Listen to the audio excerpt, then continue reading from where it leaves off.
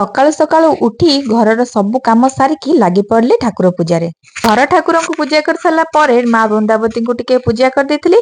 ଆରେ ଇଏ କଣ ଡ୍ରେସ ଟା କାହିଁକି ଆପଣମାନଙ୍କୁ ଦେଖୁଛି? ଆରେ ଦେଖଉନି ମ, ଏ ଡ୍ରେସ ଟା ମୁଁ ପିନ୍ଧିକି ରେଡି ହେଇଗଲି। ଆଉ ତା ସହିତ ପିନ୍ଧିବା ମ୍ୟାଚିଂ ଚୁଡି। ଏବେ ମୁଁ ଚୁଡି ମଧ୍ୟ ପିନ୍ଧି ନେଇଛି। କାହିଁକି ଏତେ ସଜବାଜ ହଉଛି ଜାଣିଛନ୍ତି? କାହିଁକି ନା ଆମେ ବି ଯିବୁ ଗୋଟେ ବର୍ଥଡେ ପାର୍ଟିକୁ। ତାପରେ ଟିକେ ହାଲକା ଫୁଲକା ମେକଅପ ନେଇଯିବା। ଲିପଷ୍ଟିକ ଆଉ କାଜଲ ବିନା ତ ମେକଅପ ପୁରାପୁରି ଅଧୁରା। ତ ତାକୁ ଟିକେ ଲଗେଇ ନେଲି। ଏବେ ମୁଁ କରିନେବି ହେୟାର ଷ୍ଟାଇଲ। ଖୋଲା କେଶ ମତେ ବହୁତ ପସନ୍ଦ, କିନ୍ତୁ ମୁଁ ତାକୁ ଭଲସେ କ୍ୟାରି କରିପାରିବିନି ବୋଲି ସେଇଥିପାଇଁ ମୁଁ ହେୟାରରେ ଟିକେ କ୍ଲଚର ଲଗେଇ ଦେଇଥିଲି। ଭାଗ୍ୟବଶତଃ ମୋ ପାଖରେ ଯୋଉ କଲର ଡ୍ରେସ ପିନ୍ଧିଥିଲି ସେଇ କଲର ଜୋତା ଥିଲା, ତ ସେଥିପାଇଁ ଖୁସି ଖୁସିରେ ଦିଟାଙ୍କ ଜୋତା ପିନ୍ଧି ନେଇଥିଲି।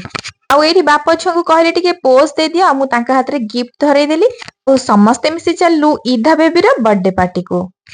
ବିବାନ ଆଉ ଗୁଡୁ ତାକୁ ଗିଫ୍ଟ ଦେଇଦେଲେ, ଆଉ ସମସ୍ତେ ତାକୁ ୱିଶ କରିନେଲେ। ତାଉ ଫଟୋ ଉଠେଇକି ଏବେ ଲାଗି ପଡିଲୁ ଖାଇବାରେ।